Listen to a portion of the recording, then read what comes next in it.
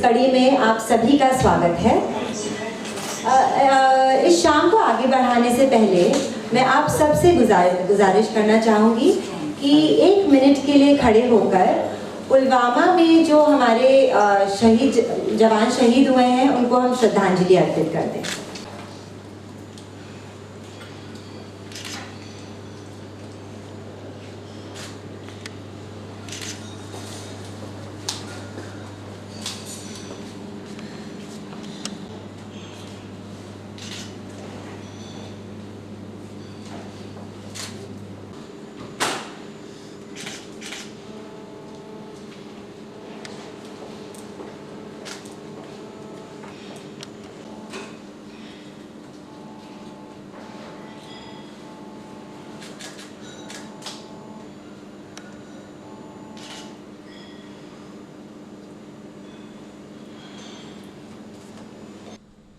धन्यवाद। कलम हिंदी और अन्य रीजनल भाषाओं को प्रोत्साहित करने का पीके फाउंडेशन का प्रयास है। हमारा मेन मोटो है अपने लोग अपनी भाषा। एहसास विमेन ऑफ आगरा और पीके फाउंडेशन के मीडिया पार्टनर्स हैं दैनिक जागरण और हॉस्पिटैलिटी पार्टनर्स हैं आईटीसी मुगल। तो मैं अब स्वागत संबोधन करने के लिए यहाँ के जीएम राजीव पाठक जी से यहाँ आकर स्वागत संबोधन करने के लिए मैं यहाँ आमंत्रित करूँगी। राजीव पाठक जी।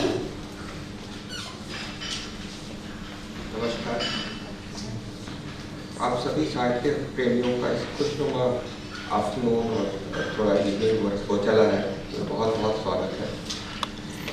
आईटीसी मुगल की तरफ से मैं आप सभी कलम श्रृंखला के आज होने वाले सत्र में अभिनंदन करता हूँ।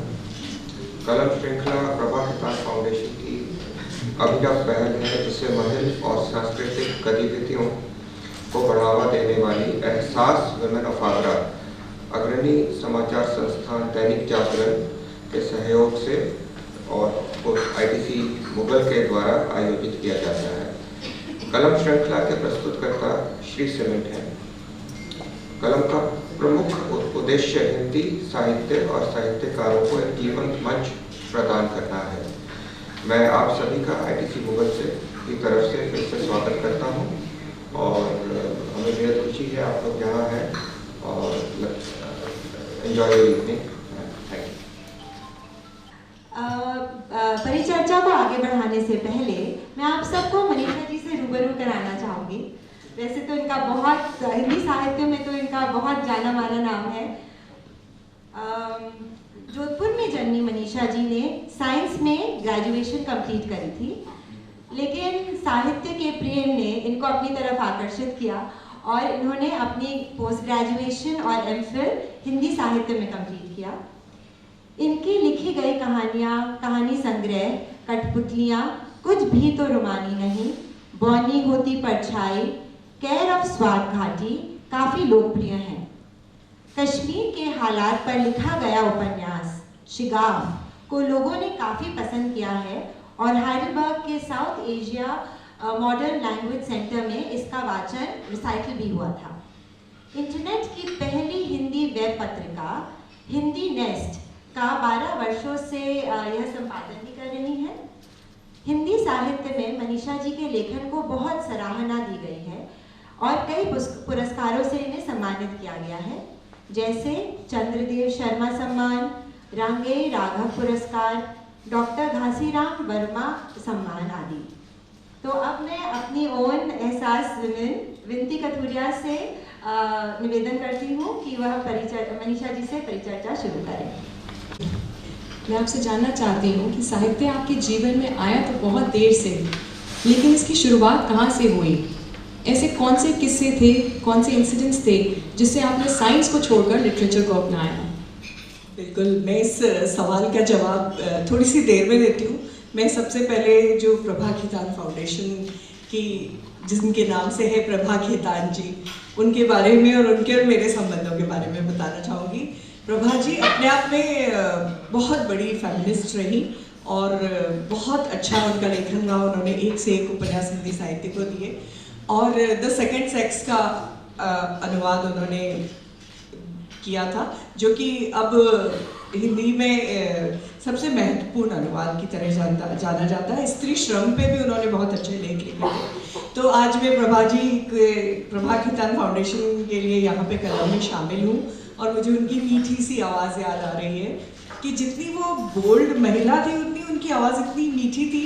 हेलो मनीषा, इतना स्नेह था उनका मुझसे, तो मुझे हमेशा कलम में आते ही मुझे प्रभा खेतान जी की याद आ जाती है। और मैं हमेशा शुक्रिया अदा करना चाहती हूँ प्रभा खेतान फाउंडेशन का कि उन्होंने कलम की शुरुआत की। और अब मैं विनती के सवाल का जवाब देना चाहूँगी। दरअसल मेरी माँ बहुत बड़ी किस्सा गो थी और हिंदी साहित्य उनका पहला प्रेम था। तो उनकी किताबों में हमेशा प्रेमचंद, विमल मित्र और शरद चंद्र के हिंदी अनुवाद और महादेवी वर्मा ये सब रहते थे, और उनको हिंदी से विशेष प्रेम था। तो बचपन से उनसे संस्कार मिले हिंदी के, लेकिन उनकी ये भी जिद थी कि नहीं विज्ञान पढ़ो। तो उनकी जिद थी विज्ञान पढ़ी, लेकिन ग्रेजुएशन करते करते एहसास हो गया कि हिंदी मेरा पहला प्रेम है। तो उन्होंने मुझे एमएससी में एडमिशन करा दिया था बॉटनी में, और मैंने चुपचाप से वहाँ से नाम कटा के हिंदी में एडमिशन ले लिया था मीरागंज कॉलेज उदयपुर में। तो मम्मी ने फ़ोन करके कहा अगर तुम्हें हिंदी में एमए करना है तो घर लौट आओ। मैंने कहा मुझे एमए हिंदी में ही करना है और उदयपुर से ही करना है। तो एक जिद थी मेरी, जिसका जिक्र मेरी माँ ने बहुत बाद में जब मैं साहित्यकार बन गई कि मैं मनीषा की जिद को आज समझ पाई हूँ।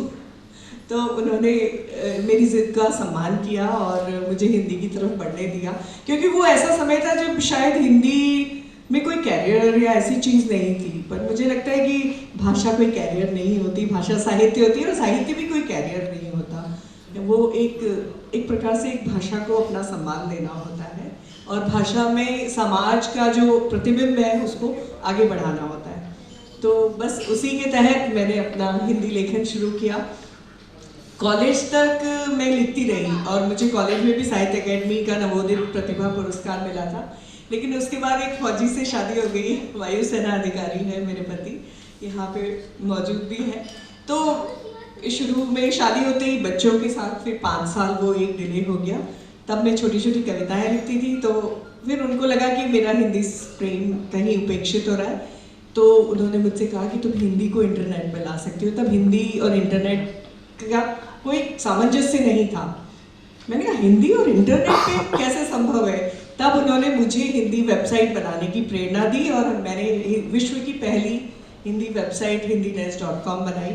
hindinews.com तो बना ली, निर्मल जी, रविंद्र कालिया, ममता कालिया जी, ये सब लोग मेरे लिए लिखते थे, लेकिन मुझे उनका लिखा हिंदी में खुद टाइप करना पड़ता था, क्योंकि तब हिंदी टाइपिंग लोग कंप्यूटर पे नहीं जानते थे। आज तो यूनिकोड सबके फ़ोन में है।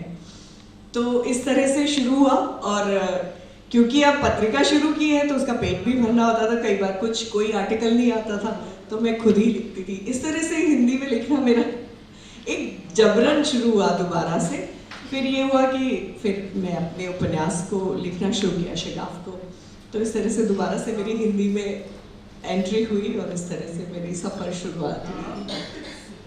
तो मनीषा जी, हर किसी के जीवन जो हमारे जीवन शैली को प्रभावित करती है, हमारे लेखन के तरीके को प्रभावित करती है, तो आप बताइए आपके लेखन की प्रेरणा कहाँ से मिलती है? मेरे लेखन की प्रेरणा जहाँ से, जैसे कि मैं राजस्थान से हूँ और चित्तौड़गढ़ में मेरा बचपन बीता, तो लोक जो था वहाँ का, राजस्थान का जो लोक है, वो अपने आप में बहुत सारे किस्से कहानियों की शुरुआत के साथ होता है। कहन वहाँ की भाषा में अपने आप में वो एक मुहावरा भी बोलेंगे तो उसके पीछे एक कथा होती है। तो इस तरह से अपने आप में वो पूरा लोक मेरी प्रेरणा बना रहा। और चित्तौड़गढ़, पन्नाधाय और पन्नाधाय और महाराणा प्रताप, ऐसी मीराबाई, ऐसी दिग्गजों का ज़मीन रही जहाँ पे अपने आप में उनकी कहानियाँ हवाओं में तैरा करती थी। तो मुझे लगता है कि जो लोग खंडहरों की छाँव में पलते हैं तो उनके अंदर एक किस्सा कोई अपने आप ही रिस आती है। तो मुझे लगता है कि कोई एक व्यक्ति नहीं, पूरा का पूरा एक माहौल राजस्थान का। जैसे कि वहाँ एक प्रथा है कि रोज रात को लोग अलाव जला के किस्सा कहना शुरू करते हैं और कहते हैं कि मैं किस्सा सुनाऊंगा और आप हुंकारा देना। शायद यूपी में, उत्तर प्रदेश में भी होता हो कि कहानी सुनाए तो करना ज़रूरी है।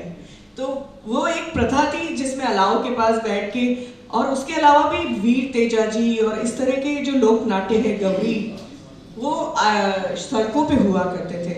तो एक वो पूरा माहौल था जो जिसने मुझे कहानीकार बनाने की तरफ धकेला। एक मेरा पूरा बचपन किस्सा गोइयों के बीच में गुजरा, और माँ की प्रेरणा तो थी, और उसके बाद में मेरी माँ प्रिंसिपल थी। तो इसके पीछे एक छोटा सा किस्सा है कि जब भी गर्मियों की छुट्टियां होती थी, स्कूल बंद हो जाता था, हम स्कूल में ऊपर रहा करते थे, तो लाइब्रेरी की चाबी प्रिंसिपल के घर में रहा करती थी। तो मैं वो चाबी उठाती थी और लाइब्रेरी में खो जाती थी। तो मैंने इतना पढ़ा, मुझे लगता है कि एक कैटरपिलर की तरह आप किताबें पढ़ते रहो तो आप जो उसको कहीं ना कहीं उसका अवतरण होता है। अगर आप बहुत पढ़ते हैं तो कहीं ना कहीं आप लिखते हैं, आगे जाके आपका लिखना आपकी विवशता बन जाता है, कहीं आपके अंदर उतर जाता है। तो वो दो चीज़ें थी, एक तो लाइब्रेरी के प्रति पागलों की तरह प्यार किताबों को लेके, और दूसरा राजस्थान का किस्सा गो माहौल। तो जो आपकी रचनाएं हैं, जो आपकी कहानियां हैं, उनमें जो किरदार हैं वो काफ़ी इंटरेस्टिंग है। कहीं संकी औरत, कोई बहरूपिया, कोई न्यूड मॉडल, तो कोई एक तरफ बिगड़ेल टीनेजर। तो ऐसे आप जो कैरेक्टर्स क्रिएट करते हैं, ये भी एक कला है। तो ये आप कैसे, ये जो ऐसे मल्टीफैसेटेड रंगीले किरदार जो क्रिएट कर रहे हैं, इसको आप किरदार को कैसे बुनती कैसे हैं? दरअसल मैं ये सोचती हूँ कि किरदार लेखक नहीं करता, किरदार आपसे आके टकरा जाते हैं। और ज़्यादातर किरदार, जैसे जो डायन एक स्त्री है कुर्जा कहानी में, वो तो सच में एक स्त्री थी जो मेरी माँ के से टकराई थी, और वो मेरी माँ के किस्सों में वो स्त्री थी कुर्जा नाम की, जो डायन थी। वो सम्मोहित करना जानती थी, पर इसको साइंटिफिकली हम नहीं मानते सम्मोहन वगैरह, लेकिन उसको सारा गांव डायन कहता था, लेकिन वो अपने आप में एक मजबूर औरत थी। तो कुर्जा उसी किरदार का एक थोड़ा सा एक्सटेंशन है। और बिगड़ैल बच्चे, तो हम आए दिन ट्रेन्स में ऐसे बच्चों से मिलते हैं जो हमें पहली बार में देखने में लगते हैं कि कितने बिगड़ैल हैं, लेकिन आप उनका दिल जाने तो बहुत ही भोले भाले और हेल्पिंग हैंड होता है। वो हमेशा आंटी हम करते। तो इस तरह से वो बिगड़ैल बच्चे इस तरह से मुझसे टकराए। तो मुझे लगता है किरदार, अगर आप लेखक हैं तो किरदार आपसे टकराते हैं। लेकिन मेरे साथ ये होता है कि कोई आके मुझसे कहे ना कि मुझ पे कहानी लिख दो, तो मैं नहीं लिख पाऊंगी, और कोई सामने से गुजर जाए और मुझे उसमें कहानी दिख जाती है। तो मुझे लगता है कि कुछ लोग आके कहते हैं मुझे कहानी बना लो, तो कुछ लोग अपने आप मेरी कहानी बन जाते हैं।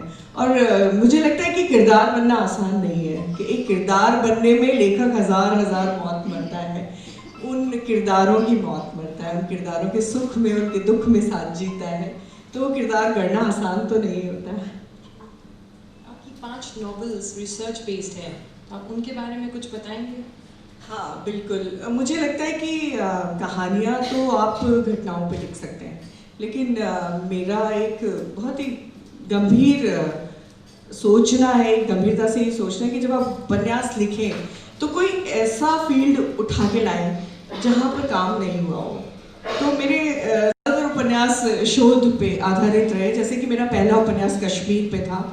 हालांकि मैं कश्मीर रही, लेकिन उसके बाद भी मैंने दोबारा जाके वहाँ शोध किया, और मैंने पूरा कश्मीर इश्यू क्या है दरअसल उसको पूरा मैंने रिसर्च किया, लोगों से बात की। उसके बाद मैंने शिकाफ उपन्यास लिखा, और उसके बाद दूसरा उपन्यास था मेरा पंचकन्या। वो था, जैसे कि हम हमेशा ये मान लेते हैं कि सिमोन द बाओवार से हमारे यहाँ स्त्री विमर्श आया, जो फेमिनिज्म है वो सिमोन द बाओवार के थ्रू इंडिया में आया, लेकिन ऐसा नहीं है। हमारे भारत में 5 ऐसी स्त्रियां हुई हैं जिनके नाम लेने से कहते हैं कि आपके पाप धुल जाते हैं, और उन स्त्रियों के नाम है अहिल्या, मंदोदरी, तारा, कुंती, द्रौपदी, और इनको कन्या कहा गया है। तो पंचकन्याएं इनको कहा गया है कि ये पंचकन्याएं हैं जिनके नाम मात्र से हमारे पाप धुल जाते हैं, प्रातः काल इनको स्मरण करें। तो इसके पीछे एक बहुत बड़ा स्त्री विमर्श है, क्योंकि ये कन्याएं तो नहीं है, इनके तो एक से अधिक पुरुषों से संबंध रहे। चाहे मंदोदरी देखे, रावण के बाद विभीषण से उन्होंने शादी की। हम द्रौपदी को जानते हैं, उसको भी कन्या कहा गया, लेकिन इसके पीछे वजह है, और एक बहुत बड़ा स्त्री विमर्श है इसके पीछे, बहुत बड़ा हमारा अपना विमर्श है। जिसके चलते हमें फ्रांस से या इटली से किसी स्त्री विमर्श को लाने की ज़रूरत नहीं है। उसका ये है, इसके पीछे कारण अगर हम थोड़ा सा गौर करें कि इन स्त्रियों ने उन पुरुषों की छाया अपने पर नहीं पड़ने दी। 5 पति जरूर थे द्रौपदी के, लेकिन द्रौपदी पे किसी की छाया नहीं थी, वो अपने आप में कन्या थी। ऐसे ही मंदोदरी, ठीक है, रावण से लेके विभीषण से राम ने शादी करवा दी, लेकिन मंदोदरी का अपना किरदार था। अहिल्या पे इतने इल्जाम लगे, गौतम और इंद्र दोनों ने त्याग दिया, लेकिन अहिल्या अपने आप में एक स्वतंत्र कन्या रही। ऐसे ही कुंती भी अपने आप में एक किरदार रही जिनके ऊपर किसी पुरुष की छाया नहीं थी। तो इन सब स्त्रियों के साथ जो विमर्श आता है, वो विमर्श, उस पर मैंने पंचकन्या उपन्यास लिखा, और इन 5 स्त्रियों के बरक्स मैंने 5 मॉडर्न किरदार लिए जो उनसे मिलते जुलते थे। तो ये उपन्यास इस तरह लिखा गया। और इसके बाद अगला उपन्यास था मेरा स्वप्नपाश। वो एक सिजोफ्रेनिक पे था, जिसको असलियत और स्वप्न और भ्रम में फर्क नहीं पता चलता। जिसको हम अक्सर कहते हैं इस पे प्रेत आया है, वो नहीं होता, वो उनको सिजोफ्रेनिया होता है। तो सिजोफ्रेनिक पेंटर कहते हैं, डाली, साल्वाडोर डाली भी सिजोफ्रेनिक थे। और ऐसे बहुत सारे ऐसे किरदार हैं जो हमारे साहित्य में भी हुए। बहुत बड़े गणितज्ञ हैं नैश, वो सिजोफ्रेनिक थे। तो सिजोफ्रेनिया ऐसी चीज़ है कि जब आप बहुत ब्रिलियंट होते हैं और आपकी बुद्धि की जो रफ्तार है, उसका आप जो स्टीयरिंग है वो छोड़ देते हैं। तो दरअसल सिजोफ्रेनिक लोगों को हम इस तरह से समाज में धिक्कार नहीं सकते। वो बहुत ब्रिलियंट लोग हैं जिनको एक से अधिक चीज़ें दिखती हैं, उनको भ्रम भी सत्य लगते हैं और सत्य भ्रम लगते हैं। तो एक ऐसे पेंटर पे मेरी स्वप्नपाश उपन्यास था। और मल्लिका तो अपने आप में है ही, जिस पे हम आगे डिस्कस करेंगे। जी, तो मल्लिका तो आज हम यहाँ पे पॉपुलर नॉवल आपकी जो है रखी बैठे हैं। तो इसका आपका जो उपन्यास मल्लिका का है, ये किस हद तक सच्चाई पर आधारित है, और is it more fiction, based more fiction? मुझे नहीं मालूम आप में से भारतेंदु हरिश्चंद्र से कितने लोग वाकिफ हैं। भारतेंदु हरिश्चंद्र आधुनिक हिंदी के प्रणेता रहे हैं। आधुनिक हिंदी जो आज हम बोलते चलते हैं और हम जो हिंदी साहित्य पढ़ते हैं, खड़ी बोली जिसको कहते हैं, उसको भारतेंदु हरिश्चंद्र ने मानकीकरण किया था उसका। भारतेंदु हरिश्चंद्र ने इस हिंदी को भारतीय भाषा, मतलब भारत की प्रमुख भाषा की तरह स्थापित किया था, ब्रिटिशर्स से लड़ झगड़ के और साम दाम दंड भेद के साथ में। वरना आज हम उर्दू मिश्रित भाषा बोल रहे होते जो कचहरियों में बोली जाती है। तो इस हिंदी को लाने में भारतेंदु हरिश्चंद्र जी का नाम रहा। और मल्लिका जो थी, क्योंकि भारतेंदु हरिश्चंद्र बहुत बड़े रसिक थे, तो उनकी कई प्रेमिकाएं थी, उनमें से मल्लिका उनकी प्रेमिका थी।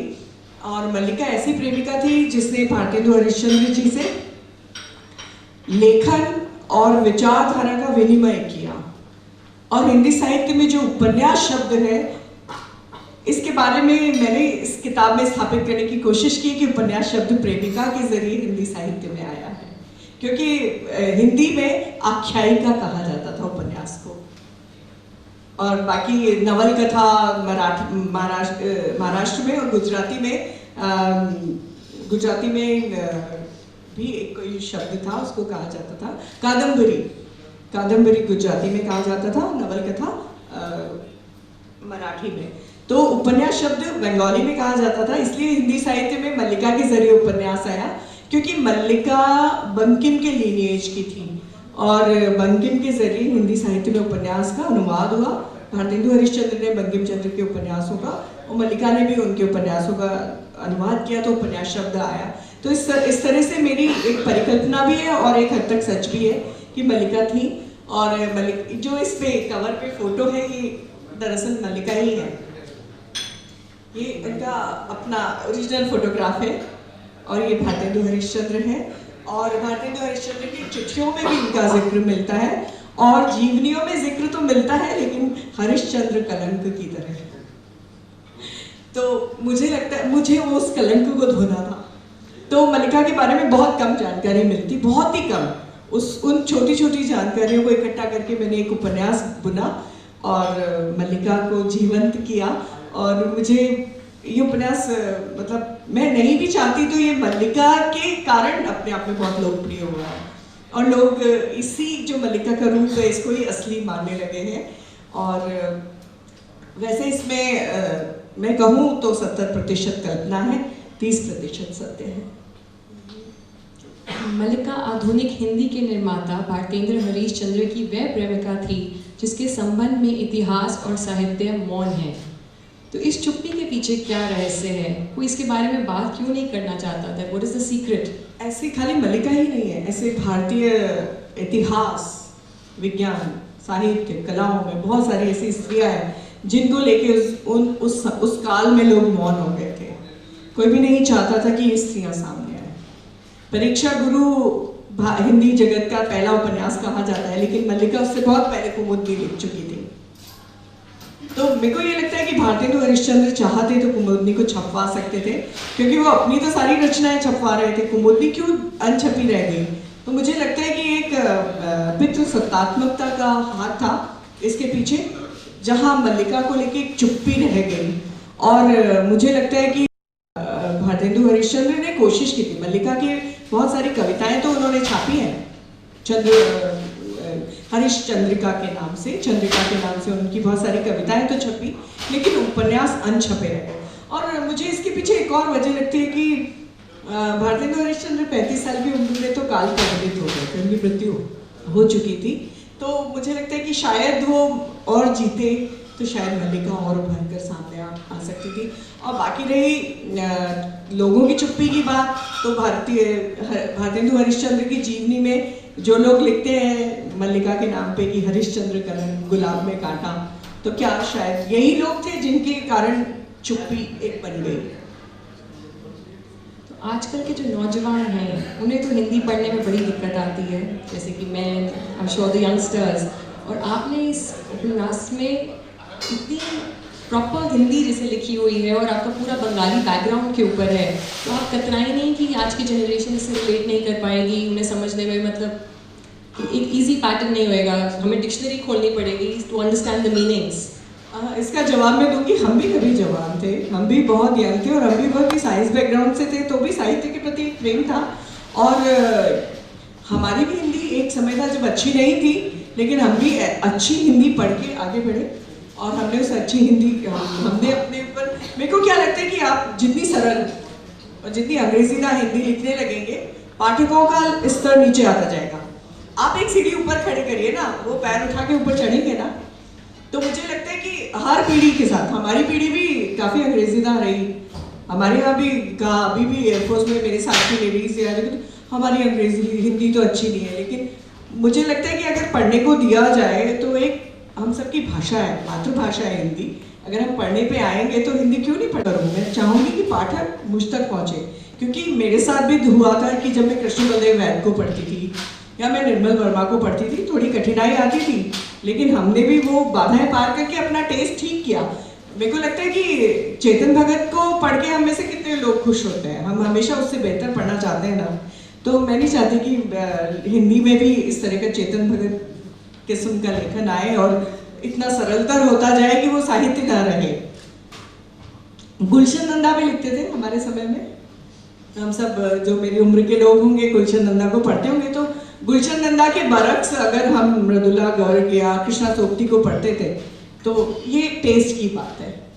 साहित्य साहित्य है और पॉपुलर लिटरेचर है। चेतन भगत तो समझ आ जाता है। हाँ, नहीं, और मुझे लगता है मल्लिका को तो मॉडर्न बच्चे भी बहुत पढ़ रहे हैं और उन्होंने कहा कि थोड़ी सी दिक्कत हुई लेकिन 2-3 बार में समझ में आ गया। मेरी बेटी मैंने इसको कहा पढ़ एक पन्ना तो कहती मम्मा मेरे को कंटेंट समझ में आ गया ये पढ़ के, तो मैं अगर 2 बार पढ़ूंगी तो मुझे समझ में आ जाएगा। तो मुझे नहीं लगता कि अगर मातृभाषा हमारी हिंदी है तो हिंदी से हमें भागना चाहिए, और अगर बहुत ही अंग्रेजीदा है तो जल्दी मल्लिका का अंग्रेजी अनुवाद भी आने वाला है। मल्लिका एक अद्भुत उपन्यास है जिसमें प्रेम की रचनाएं बहुत खूबसूरती से दर्शाई गई हैं। तो आप अपना कोई मनपसंद दृश्य अगर पढ़ना चाहें या शेयर करना चाहें। मैं मल्लिका का ये अंश पढ़ने से पहले बता दूं कि मल्लिका बाल विधवा थी और बंगाल से वो काशी आई थी जैसे कि घर से उनको सपोर्ट नहीं था इस तरह से, तो काशी आई थी और काशी आकर उन्होंने भारतेंदु हरिश्चंद्र जी के पड़ोस में रही थी। ये तथ्य है, ये तथ्य बिल्कुल उपलब्ध है। और जब वो उनके पड़ोस में रहती थी और उनकी मुलाकात भारतेंदु जी से कैसे हुई वो अंश मैं आपके सामने पढ़ूंगी। हरिचंद जी से मल्लिका की भेंट विचित्र घटना ही थी। वह दिसंबर की शीत से ठिठुरकर छत पर धूप की उष्णता सोखने चली आई थी। आर्द्र केश कंधों पर फैले थे। कत्थई चौखाने वाली साड़ी का आंचल सर से हटा हुआ था और अपनी सारिका भुवन मोहिनी से वह बतिया रही थी। सुन भुवन मोहिनी, दादा कहते थे कि इस नगर के लोग बड़े ज्ञानी और कलावंत हैं, मगर जब से मैं आई हूँ मैंने यहाँ केवल कर्कश बूढ़े और दिन भर गृहस्थी में लगी स्त्रियां ही देखी हैं। मुझे तो कोई पुस्तकों की दुकान या यहाँ पुस्तकालय तक नहीं मिला। हरिश्चंद्र अपनी छत पर बैठे एक पत्र लिख रहे थे। अचानक उन्हें बांग्ला मिश्रित हिंदी में यह उल्हाना सुनाई दिया। वे उठकर आए। ईंटों के बीच खुले चौखाने से झांका एक विचित्र दृश्य दिखाई दिया। एक मुक्त केशिनी, एक वसना स्त्री दरी पर पेट के बल लेटी है।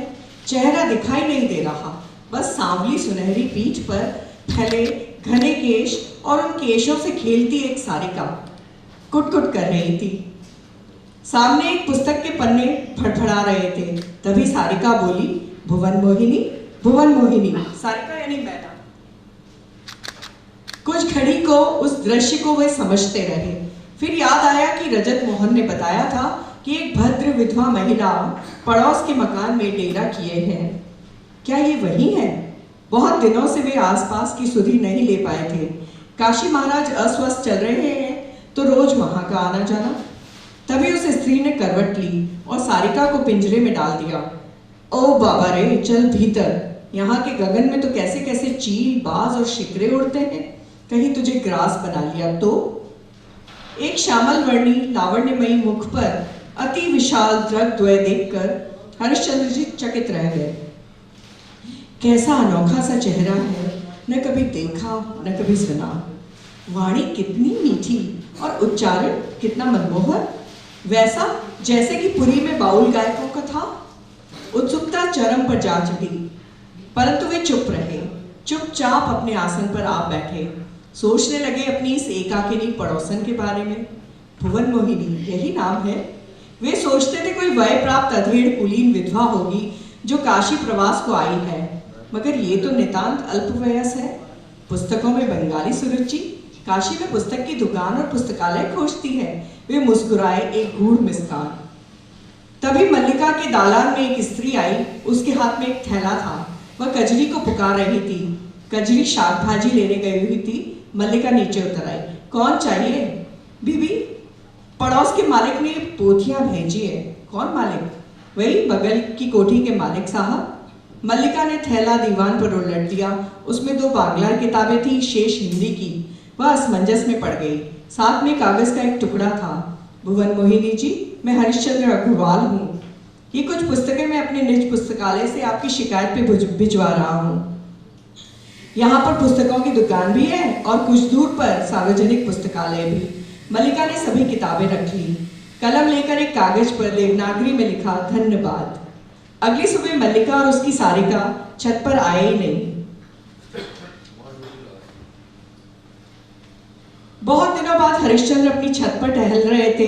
छिटकती हुई किरणों की ये लीला देख ही रहे थे और उनका मन अनमना था कि वह कहाँ है। मन टीस उठता। तभी चेहरे पर किरणों का जाल लिए उन्हें एकाकिनी पड़ोसन को अपनी ही छत पर ताकते हुए पाया। लंबी गहरी देह, सांवला रंग, पूरे चेहरे को परिभाषित करने को पर्याप्त बड़ी बड़ी आंखें। उसके सांवले सुघड़ पैरों में लाल आलता था, मगर भेस विधवा का। बालों में घूंघर, आंखों में काजल और होठों से मिसवाक। प्रणाम भुवन मोहिनी जी, हरिश्चंद्र ने नयन मिलाते ही कहा। महोदय, यह मेरी सारिका प्रणाम तो नहीं बोलती और पुस्तकें भी नहीं पढ़ती है। जो आपने इसे भेजी वो मैंने पढ़ डाली थी। जी जी, भुवन मोहिनी मेरा नाम नहीं, इस मैना का नाम है, कहकर हौले से हंस दी मल्लिका। हे ईश्वर, मैं सोचता था भुवन मोहिनी आप ही का शुभ नाम है। आपकी विनोदप्रियता का तो मैं आज दास हुआ। ठहाका मारकर हंस दिए हरिश्चंद्र, हम मल्लिका हैं। आभार इन पुस्तकों के लिए। और सुनिए, हिंदी हम पढ़ लेते हैं मगर धीमी गति से। धन्यवाद। सुनकर आराम से समझ आ गया, जब पढ़ना पड़ता है देन इट्स डिफिकल्ट। तो जो आज के कंटेम्प्रेरी लेखक हैं हमारे यहाँ बीच में एक है भी सामने, तो उनके लिए आप कुछ मैसेज देना चाहेंगी?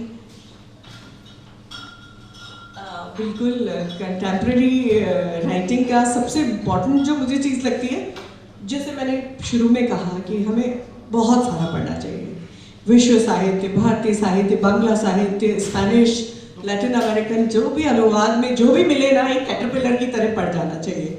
तो मुझे लगता है कि तब आपके ना अंदर के जो ज्ञान चक्षु हैं वो खुल जाते हैं और एक भाषा को बरतने का तरीका आता है।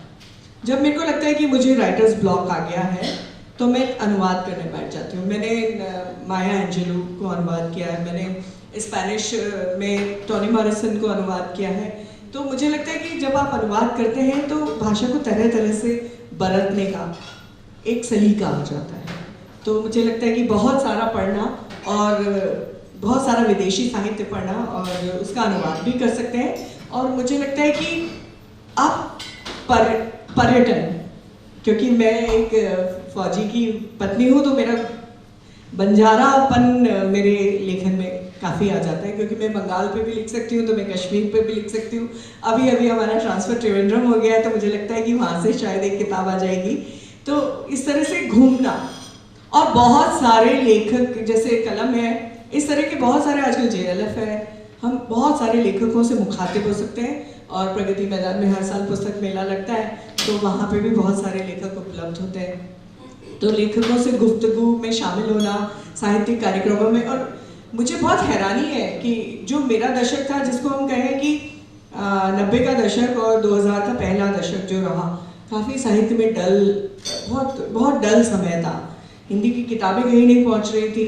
और मुझे लगता है कि सडनली इंटरनेट के साथ साहित्य बहुत ही ऊपर उभर के आया है और हम आपस में कई भाषाओं के लोगों से मिलते हैं। जैसे कि मेरे जितने भी डच और फ्रेंच अनुवाद हुए, मैं उनको नहीं जानती हूँ, उन्होंने अपने आप ही मेरी किताब को कहीं से ढूंढ के और मुझे फ़ोन किया, क्या हम अनुवाद कर सकते हैं। तो मुझे लगता है कि ये विचार विनिमय बहुत ज़रूरी है।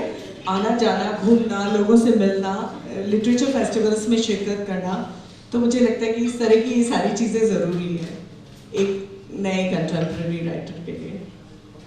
आपकी तो किताब डच और फ्रेंच में पब्लिश हुई, पर आप कौन सी डिफरेंट लैंग्वेजेस की किताबें पढ़ते हैं और आपका कौन से ऐसे फेवरेट लेखक हैं जो आपको इंस्पायर करते हैं? हाँ, जैसे मुझे टोनी मॉरिसन बहुत पसंद है, मुझे मामा जी पसंद है जो लैटिन अमेरिकन राइटर थे। और भी हिंदी में अगर देखें तो मुझे निर्मल वर्मा, कृष्ण बलदेव वैद बहुत पसंद है। और स्पेनिश नॉवेल्स मुझे बहुत सारे, लोरका की कविताएं मुझे बहुत पसंद है। और माया एंजेलू को मैंने उनकी जो आत्मकथा है द केज्ड बर्ड सिंग, तो वो मुझे बहुत पसंद है। तो मुझे लगता है कि लैटिन अमेरिकन साहित्य और जो साउथ अफ्रीकन साहित्य है वो बहुत कुछ हमारी भारतीय परिस्थितियों से मिलता जुलता है। जैसे कि माया एंजेलू भी जिस तरह की बात करती है कि फेमिनिज्म के पर जब एलिस वॉकर और माया एंजेलू बात करती हैं तो वो ये कहती है कि हमारा फेमिनिज्म एक दूसरे मर्दवाद की कॉपी नहीं है। हमारा फेमिनिज्म, जैसे हम फ्रांस की परिस्थितियों से बिल्कुल अलग परिस्थितियां हमारी हैं, तो हमारा फेमिनिज्म एक भारतीय फेमिनिज्म होना चाहिए जहां स्त्रियों को सजना पसंद है। अगर हम सिमोन की बात करें तो वो कहेंगे स्त्रियां तो केवल पुरुषों के लिए सजती हैं, लेकिन शायद भारतीय स्त्री के लिए ये बात लागू नहीं होती है। हमारी स्त्रियां अपने आप में सजने को एक उत्सव मानती हैं, हम नाचने को एक उत्सव मानते हैं। तो ऐसे साउथ अफ्रीकन महिलाओं ने उनके फ्रेंच जो फेमिनिज्म है उसको वुमेनिज्म का नाम दिया।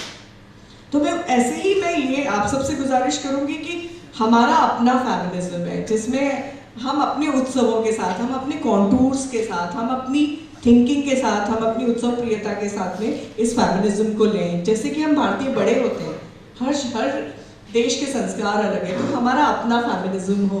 तो मुझे इसलिए साउथ अफ्रीकन लिटरेचर और लैटिन अमेरिकन लिटरेचर अपने काफ़ी करीब लगता है। बाकी मुझे चेखव भी पसंद है, तो मुझे दोस्तोयेवस्की भी पसंद है। ऐसे तो विश्व साहित्य मुझे पढ़ना बहुत पसंद है। तो आपने कई उपन्यास, कहानियाँ, नाटक, लेख, कविताएं लिखी हैं, तो अभी आप किस रचना पे काम कर रही हैं? अभी मैं बिल्कुल ही एक दूसरी ही दुनिया की चीज़ पे काम कर रही हूँ। मैं दरअसल मेघदूत, आप सबने नाम सुना होगा, तो और मेघदूत जो कथा है उससे भी आप परिचित होंगे कि कैसे आषाढ़ में एक यक्ष को कुबेर ने श्राप दे दिया था और वो जाके रामगिरी के पर्वतों में धरती पे रहा था।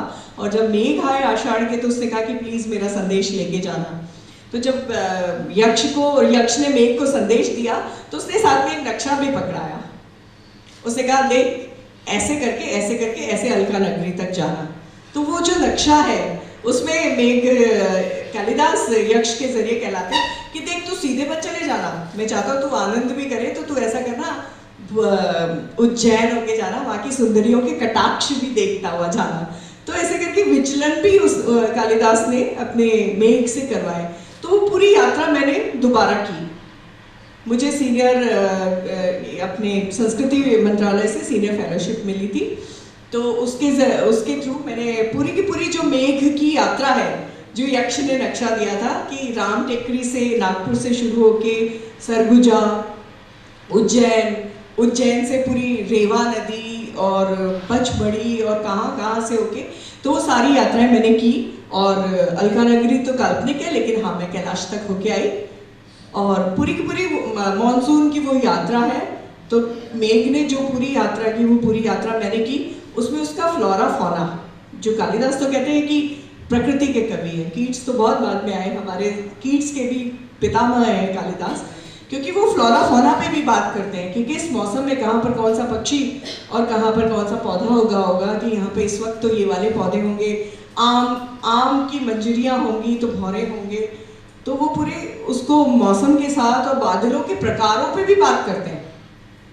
पूरे मौसम विज्ञान का उनको अनुभव है।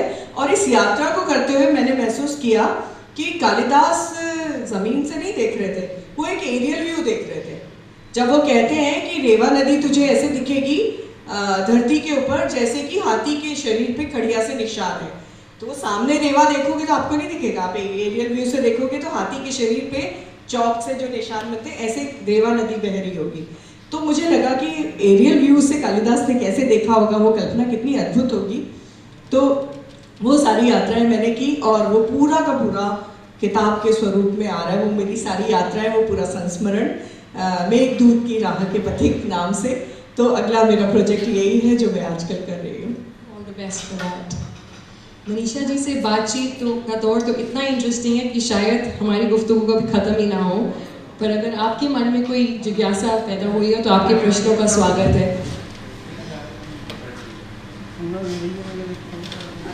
भी लिखा है और अभी भी बताया कि निर्मल वर्मा आपकी बहुत प्रिय लेखक है।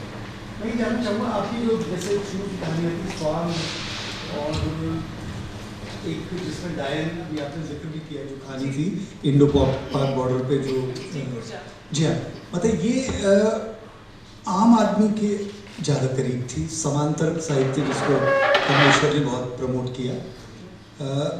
और दूसरी तरफ आपकी वो कहानी है जैसे अभी नया ज्ञानोदय में ब्रेन फीवर करके अभी जो 2 अंक पहले प्रकाशित हुई। तो ये देखिए, मैं सिर्फ ये जानना चाह रहा हूँ कि नितांत भिन्न परिवेश है जो एक दूसरे से बिल्कुल अलग है। एक में तो आप आम आदमी की तकलीफ़ों के बीच में उतरती हैं, जैसे कि स्वान में, और या वो जो कालिंदी आपकी कहानी है जो एक बदनाम बस्ती से पैदा होकर और माँ और पुत्र के जो व्यक्तिगत रिलेशन से उसको कर, और दूसरी तरफ ब्रेन फीवर या शालगंजी का आपका जो है, आपने उसका जिक्र नहीं किया, मैं सोच रहा था आप उसको कुछ बोलेंगी। तो ये इन दो के साथ आप अलग अलग कैसे रिलेट करती है? और आपको अगर निर्मल वर्मा पसंद है तो मैं समझता हूँ कि ये वाली शालगंजी का या ब्रेन फीवर, ये वाली आपको ज़्यादा प्रिय होने चाहिए बनस्पत की स्वांग के, या लेकिन मैं देखता हूँ दोनों में आपकी कलम एक ही मतलब गति से चलती है, इसका क्या रहस्य है? दरअसल आप पाठक हो के अलग होते हो। मुझे लगता है कि मैं निर्मल वर्मा को पसंद तो करती हूँ, पर मैं शायद उनकी तरह लिखना नहीं चाहती। मेरा अपना लिखने के अपने अनुभव, अपना अनुभव क्षेत्र है और मेरी कलम एक अलग तरीके से चलती है। तो पसंद तो मुझे कृष्णा सोबती भी है, लेकिन शायद मैं उनकी तरह नहीं लिखती हूँ, या हो सकता है शायद शुरू में लिखती हूँ लेकिन मैंने अपना सिग्नेचर स्टाइल बदल लिया हो। तो मुझे लगता है कि हर लेखक का अपना प्रिय क्षेत्र होता है जहाँ वो लिखते हैं। जैसे निर्मल वर्मा का ज़्यादातर दायरा शिमला, दिल्ली या प्राग तक जाता है। तो मुझे लगता है उनका अनुभव क्षेत्र वो था जिसको वो बारीकी से प्रकट कर सकते थे। और राजस्थान, जैसा कि मैंने आपको बताया कि कुर्जा, स्वांग, ये सारी कहानियाँ राजस्थान से आई। और जो ये आपसी संबंधों पे, स्त्री पुरुष संबंधों पे ही शायद शाल्वन जी का एकमात्र उपन्यास है मेरा जो स्त्री पुरुष संबंधों को सघनता से मतलब मनोविज्ञान को सामने लाता है। तो मुझे लगता है कि कभी कभी शायद लेखक स्वाद बदलना चाहता है और स्त्री पुरुष संबंधों पे भी लिखा मैंने इस तरह से। शायद ये मानसिकता पे है। नहीं मैडम, मैं जानना चाह रहा हूँ आपके दिल के करीब क्या है? मतलब दिल के करीब लोक है, लोक से जुड़ा हुआ साहित्य मेरे दिल के करीब है। लेकिन मैं पढ़ना चाहती हूँ तो मैं बहुत सघन लेखन पढ़ना चाहती हूँ जहाँ बहुत सघन भाषा हो। तो शायद मेरा लेखक और मेरा पाठक एक कॉन्फ्लिक्ट में रहते हैं। जी धन्यवाद। आपकी किताब से हटके कुछ और प्रश्न है मेरा। क्या आपने ऑडिबल ऐप के बारे में सुना है? बिल्कुल, मेरी किताबें भी हैं ऑडिबल है। अच्छा, तो विनती ने जैसे कहा कि सुनने में जल्दी समझ में आ जाता है, तो ये ऑडिबल इंडिया वाले ऐप में है कैसे है? जो स्टोरी टेल है, स्टोरी टेल ऐप है, उसमें शिगाफ नॉवल है। पर ये वाली नहीं है क्योंकि ये नहीं है, अभी आई है। क्योंकि आपका जब आप अपना चैप्टर पढ़ रहे थे तो आपका उच्चारण इतना क्लियर था और उसमें इतना उमंग और उल्लास था कि मुझे लगा कि आप बिल्कुल फिट हैं ऑडिबल पे अपनी उपन्यास डालने के लिए। स्टोरी टेल पे एक उपन्यास में लिख रही हूँ उनके लिए, तो जो उन्होंने डिमांड की थी यूथ राइटर, यंग राइटर के लिए आप लिखिए, तो मैं एक उपन्यास उनके लिए लिख रही हूँ। तो मैं कोशिश करूँगी मल्लिका आए। बिल्कुल, क्योंकि उससे हम जैसे लोगों के लिए काफ़ी आसान। पर मुझे लगता है कि ऑडियो बुक से आप है ना बहुत सारी चीज़ें मिस कर देते हैं। श्योरली, बट ये भी है कि वो किताब जल्दी खत्म भी हो जाती है जिन लोगों के पास कम टाइम होता है। तो हमारे जैसे लोग दोनों चीज़ अपने हाथ में रखते हैं, किताब भी और ऑडिबल भी। आधा उससे पढ़ लेते हैं, आधा उससे। बिल्कुल, मैं कोशिश करूँगी मीरा जी से बात करके कि मल्लिका भी आए। हेलो, मुझे आपकी बातचीत बहुत अच्छी लगी और मैं बिल्कुल भी बुक रीडर नहीं हूँ and I was little doubtful. आज मैं आ रही थी कि यहाँ पे what will I do, but one thing is that I really like your choppiness. मेरे को हिंदी वर्ड्स बहुत ज़्यादा नहीं आते हैं, पर जिस उल्लास, what I got to know, उल्लास से आपने उसको बताया हमें, तो मेरी भी थोड़ी रुचि बढ़ गई है and I would love to read one of your novels and I wish you all the best and thanks Shweta for inviting me. मैं आपसे पूछना चाहती हूँ कि जैसे आपने अनुवाद किए हैं फ्रेंच से हिंदी में, मुझे ऐसा लगता है कि जो उसका लिटरेचर का फील होता है, तो जिस लैंग्वेज में होता है वो वाला फील आपको उसके ट्रांसलेशन में, अनुवाद में शायद नहीं आ पाता। हाँ, पर लेकिन ज़रूरत तो है कि भाषा एक दूसरे में अनुदित हो, तो ये तो मैं भी मानती हूँ पूरी तरह नहीं आ पाता। और बल्कि मैं तो फ्रेंच से, बल्कि क्या स्पेनिश से अंग्रेज़ी में, अंग्रेज़ी से हिंदी में करती हूँ, तो मैंने और भी कहीं मिस हो जाता हूँ। पढ़ने की कोशिश करी थी, लाइक जैसे Gitanjali is in Bangla originally Rabindranath ji की, तो मैंने जब उसको पढ़ने का, उसका हिंदी का अनुवाद पढ़ना, बिकॉज हम लोग को बांग्ला नहीं आती भी, जस्ट बायलिंगुअल ओनली, पर मुझे ऐसा उसको पढ़ने के बाद, शायद एक पेज पढ़ने के बाद ही मुझे वो उसमें इंटेंसिटी फील ही नहीं हो पाई जो कि मुझे लगा जो वो कहना चाहते थे। मुझे लगता है कि अनुवादक पे भी निर्भर करता है। जैसे निर्मल वर्मा खुद भी अनुवादक रहे, उन्होंने मुझे अलेक्जेंडर क्यूपरिन का मतलब प्रशंसक बना दिया, क्योंकि उन्होंने इतना खूबसूरत अनुवाद किया था। रत्न कंगन और कहानियाँ उनकी हैं।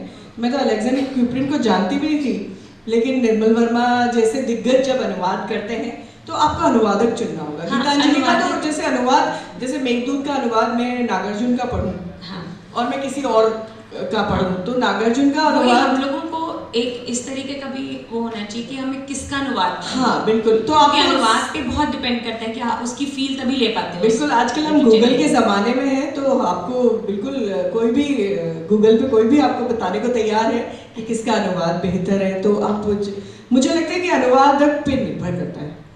बहुत सारे ऐसे अनुवादक रहे जिनका अनुवाद ज़्यादा बेहतर हो गया, जैसे कि आना कारेनिना को मैंने पढ़ा तो सीधे रशियन से अनुवाद है उसका, इंद्रनाथ मदान जी ने किया है, वो बहुत ही खूबसूरत अनुवाद है। Thank you. Just a little question, of track है थोड़ा, बट इतनी आपने नॉवेल्स लिखी हैं and being you know from the forces and having this transferable job and everything, so when is the time that you get, you know, and bringing up your family and your children and everything, तो समय कब आपको मिलता है लिखने का या research करने का, यू नो? बिल्कुल, इसकी दो उत्तर है। एक तो मेरे हस्बैंड और फैमिली बहुत सपोर्टिव है, 2 बेटियां हैं, उनको पता है, बचपन से जानती है आज मम्मी कहानी लिख रही है, आज ना चुपचाप रहना है। एक तो लिखने का टेरर है, और दूसरा ये कि मैं आधी रात को 12 बजे सबको सुला के लिखती हूँ। अच्छा। और उसके बाद में दोपहर में लंबी नींद लेती हूँ, क्योंकि मुझे बैल बजती रहती है, ये तो मैं दिन में नहीं लिख सकती। और मल्लिका भी, मेरे हस्बैंड जानते हैं कि मैं रात को 8 बजे बैठती थी और सुबह 6 बजे वो मेरे कंधे पे हाथ रख के कहते थे तुम सोई नहीं। तो मतलब बिल्कुल इतना इस तरह से एक जब लिखना शुरू होता है फिर वो एक पागल बना जाता है। बाकी मुझे लगता है कि एक किताब जो है आप मन में 90% लिखते हैं, 10% आप कलम से लिखते हैं। तो वो जो 10% है वो शारीरिक श्रम है, और जो 90% है वो जो आप मन में, जैसे मल्लिका मैं 3-4 साल से मन में लिख रही थी, लेकिन जब वो उतरी है तो वो 3 महीने में उतर गई। क्या बात है।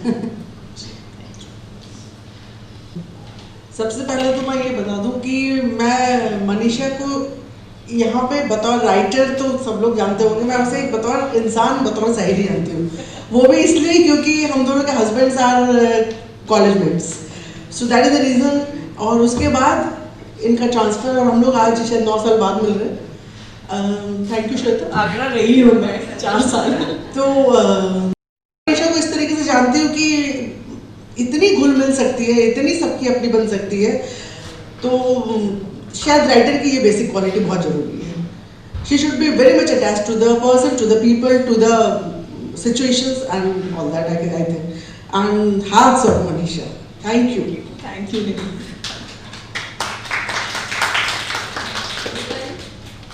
मनीषा जी, मैं डॉक्टर सुषमा सिंह आगरा के साहित्यकारों से ज़्यादा परिचित हूँ। आपका नाम सुना तो मैं पढ़ा, तो मैं आपसे मिलने आई और बहुत अच्छा लगा मुझे। जो आपका विवरण दिया था उसमें जो भी छोटा थोड़ा बहुत किताबों के नाम और ये सब, तो मुझे लगा कि आपसे मिलना बहुत ज़रूरी है। तो हम लोग यहाँ पर एक साहित्य साधिका समिति रन करते हैं और उसकी संस्थापक मैं ही हूँ, मेरे साथ रमा वर्मा जी हैं, तो हम दोनों ने मिलकर उसे स्थापित किया है। तो हम एक पहला बात तो ये जानना चाहते हैं कि आप आगरा में कब थी? आगरा में मैं 2006 से 2009 तक थी। अच्छा, तो वो समय हमने मिस किया, आपसे मुलाकात नहीं हो पाई।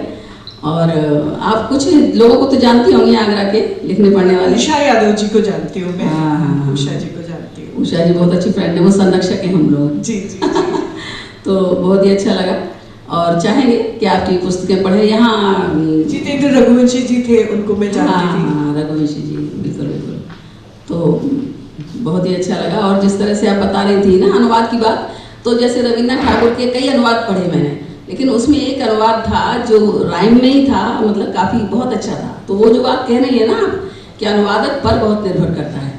और मेरा रहना हुआ नागपुर में 10 साल, मतलब 10th पास करने के बाद आगरा से गई थी और PhD करके वहाँ से लौटी। तो इतने दिन रही, यद्यपि मराठी कोर्स में नहीं पढ़ी, लेकिन सुन सुन के समझी और जानी। तो मैंने मराठी की बहुत कहानियों के अनुवाद किए और अभी एक उपन्यास का भी कर रही हूँ। तो रुचि रुचि की बात होती है। बहुत बहुत धन्यवाद।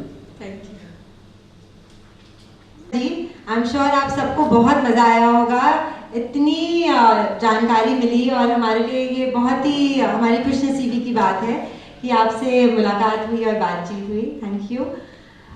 अब मैं हमारे गेस्ट ऑफ ऑनर को बुलाना चाहूँगी। लवली आंटी को सभी जानते हैं and she is a person, she is a beautiful person inside out. She is a social activist and the founder of horticulture club of Agra. इन्होंने आगरा को ग्रीन सिटी बनाने के लिए बहुत सारे प्लांटेशन ड्राइव्स भी चलाए हैं। In fact since children are the future, तो बच्चों को एजुकेट करने के लिए इन्होंने eco clubs, plantation drives, motivational talks, सब चीज़ें बहुत सारी ऑर्गेनाइज करी हैं स्कूल्स में। तो प्लीज़ लवली कथूरिया जी आप आएँ और हमारे मनीषा जी को मोमेंटो प्रदान करें।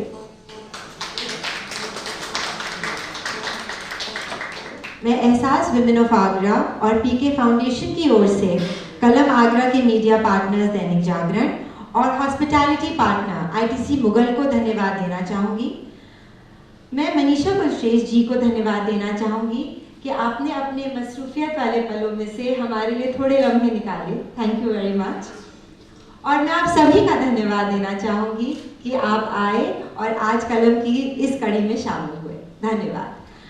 अब मैं आप लोगों से गुजारिश करूँगी कि आप लोग आइए, अपनी बुक्स कलेक्ट कर लीजिए और मनीषा जी से साइन करवा लीजिए। Thank you.